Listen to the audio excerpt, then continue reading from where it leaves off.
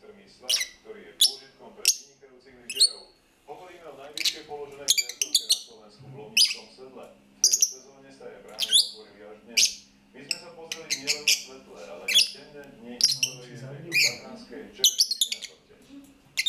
2190 metrov nad morom, takto je údaj, ktorý robí túto zjazdovku unikátnou. A nie nadarmo, preto miestni lanovkári hovoria, kde iní končia, my začíname.